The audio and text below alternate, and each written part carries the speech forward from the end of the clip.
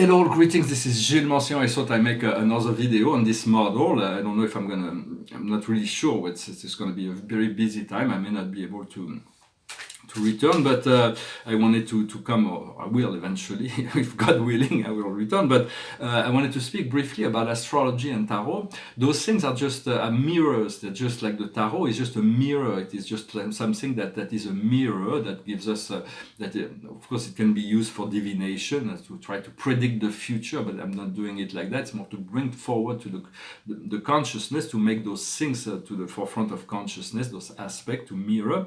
And also astrology also is not some people can use it to predict the future, but in a sense it is far inferior to the alignment and our choose. We have the choice. It is our choice, our personal choice at any given moment that determine what is that is aligned in combination with the will of the universe that determines our path and what is going on in life. So astrology is a really good way to interpret the language of the light, to see the coming event, to comment on it, to understand things. So it is tools.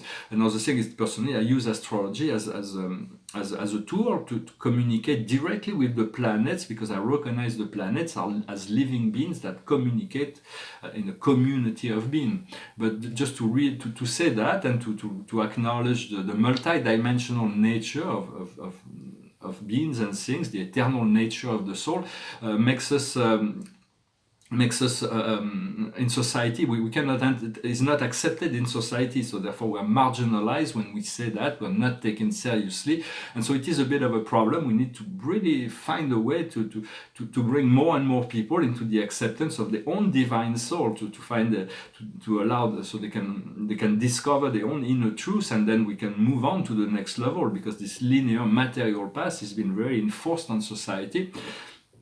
And so I wanted to say that right now we will have this this full moon. So this full moon in Aries at 21 degrees. The sun is at 21 degrees in Libra. There is Pluto at 21 degrees in Capricorn, and there is Jupiter at 21 degrees of Jupiter in Sagittarius. So all of those are very, very powerful times. It's very powerful. It's a fiery moon. Do not burn yourself in the process, but there is a great deal of activation. And there is two sides to that moon. Is that it's the moon is the controllers of the emotion, and then the sun is our spirit, our soul and spirit. And so there is this purification. Pluto, this square, is very, very, very heavy. There is a need for purification. There is this need for transformation. And then there is the sextile. Jupiter makes a sextile to the sun and the trine to the moon. So there is this, in the same side, there is the sense of optimism, of joy. It is the lighter sides that. So this will dominate this moon, this lighter side, yet the transformation is required and needed. So in the next few days, we have to work with that. For those things are just they may affect or may not affect us, but they affect us on some level. Once we get to we want to move on to the dualism of the third and fourth dimension, to be unified in the fifth dimension. This is the point of that process of ascension, to emerge in the fifth dimension. But once we get there, the first thing we're going to want to do is to move to the sixth dimension. And once we get to the sixth dimension, we want to move to the seventh dimension. So it doesn't mean that we're not going to have a break. We're getting to the fifth dimension. We'll provide all the well-beings we need, but we'll still want to be more integrated within our eternal soul and have more understanding of this the harmonics of the flows of light and life, the sound vibration, reaching the sixth dimension will increase our integration to the new light, new sound, new kinds of, and then seventh dimension will anchor us into our divinity. So it's a process that will continue, and everything happens in the now. So we have to accept to be in the now as much as possible. For the earth has been stabilized. Also, I wanted to say that there is so many traumas that we've accumulated through hundreds of lifetimes, whether it's in this planet or others. Every time we move into a physical body, we have chosen to forget who we were, forget the law, forget the oneness, in order to grow and experience through the process. But we're going to forgive ourselves for all that is, for all that was, and to be ready to create in the now something new. But every time we move into the new physical body, we choose an incarnation, all the past life traumas are being reactivated. It's not because God is cruel, or spirit is cruel, or the soul is cruel. It's because we need to find integration and resolution and balance. I'm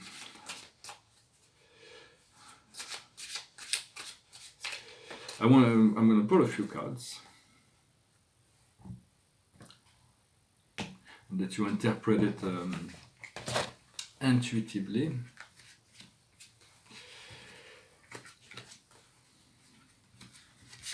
The situation is courage. We have to find the courage. Sometimes I feel I don't have enough courage. What goes around the situation is living. It's about departuring. It's about living. What we see before us is healing in our conscious mind. What's in our subconscious in the past is intuition. Where we are now, we are in the light. We see the light. We can touch the light. We recognize ourselves as the light. What comes in the near future is the doubt. We have this human nature that will... this shadow side that sometimes take over the program and make us doubt, make us, we have to accept that we have that, but we want to overcome the program. And once we accept that, we can move into the judgment. The judgment is a new beginning. It's allowing the higher force of the universe to re-establish the divine order. The strength we have in the situation is equilibrium. What comes to us from the outside world is liberation. What we feel in our hopes and fear and our emotion is a test and trial. It's the most difficult card in the deck, and so what needs to be done is purification. We are called to purify, and then once we move forward in this purification process, we encounter, we make the right meetings we need to make, and the outcome will be accomplishment. So there will be an accomplishment. Then we want to move step by step. We wish we could move right away into the light, but sometimes we have to accept to move step by step. I want to speak very briefly about this, is not in the most neutral way possible, just to express some thoughts about this material world.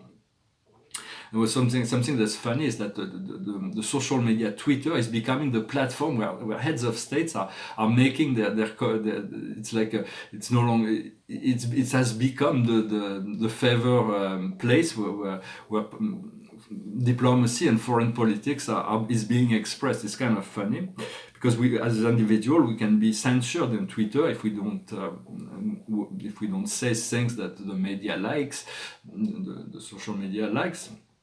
But as heads of state, they have no right to censure heads of state, so they can say anything they want on that. And also, the President Trump may be very eccentric. Some of it's difficult to understand some of his action, but in a sense, we do not know. But behind the veil is really draining the swamp. He said he would do that. He's doing it, and so we hope that he will continue, will be re-elected, and continue to purify this darker energy that has been influencing the world, and everybody's trying. There is a lot of discussion in the media about impeachment, and they all criticizing him about having a discussion with the head of state about investigating about criminal activity that happens in this other state, which is there is nothing wrong morally about doing that. There's some criminal activity. It's just because it's election time, and if there was some criminal activities done, the America is not going to go investigate in a foreign country, so he's asking that. What I think is a lot worse that nobody's talking about is the ability for Secret Service to spy on their own head of state and then to reveal to the public that for political reason. This spying on a head of state conversation, I think, is far more transgressive than a head of state, no matter what they say in their conversation. The spying and revealing that to the public is I'm not going to call it treason, but it's not very ethical. I'm not doing this with judgment. Everybody's doing it's like a play. It's like Shakespeare says. It's just a theater anyway. So it's just. But there is a great deal of purification that needs to happen for everyone as this personal work, and also for I want to talk about Brexit. Brexit it's going to happen finally, and it's going to be for the highest good of England, and it's going to force the European Union to reform itself, and I think it's where eventually we'll have to work with Russia to find the balance. Those are just personal thoughts and ideas. It's just they're not they're just thoughts and ideas. And so maybe if I'll come back tomorrow and make a video about this global warming, climate change. This amazing, it's like this hoax, this like fake news that we've been told. I'm not going to discuss that right now.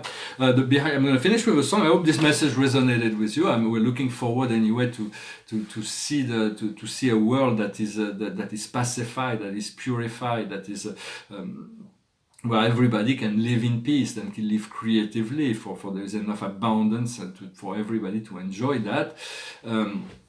The painting behind me is called Samadhi. It's like a Buddha that's like floating over the earth, and he's got this emerald heart, the sun, emerald heart, and he's got the eye of Horus on his forehead, and there's the 3 flowers of light on his crown, and it's like it's got this kind of neutral look. It's a Samadhi.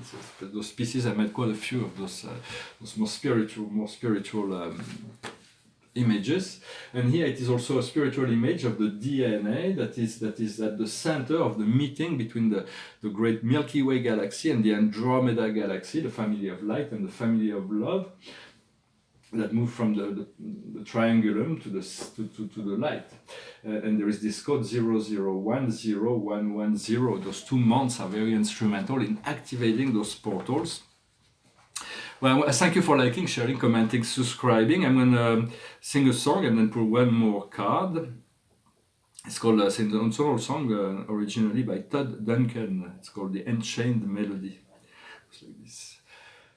Oh, my love, my darling, I've hunger for your touch a long, lonely time, and time goes by so slowly, and time can do so much.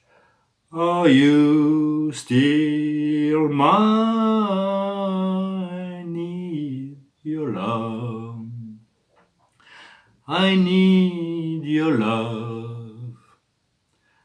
Godspeed your love to me. Lonely rivers flow to the sea, in the open arms of the sea.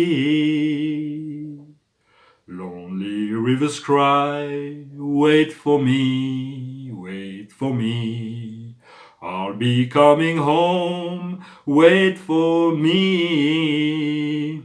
Oh, my love, my darling, I've hunger for your touch a long, lonely time, and time goes by so slowly, and time can do so much. Are you still mine? I need your love. I need your love. Godspeed your love to me. So thank you very much for staying till the end. I'm going to pull one more card. I hope you're having a good week. There's the rain that's coming down. And the card of the day is integrity. We have to stay true to ourselves, to sign on self, be true. So to stand, the card of integrity. It's like walking to climb a stairway, the stairway to heaven.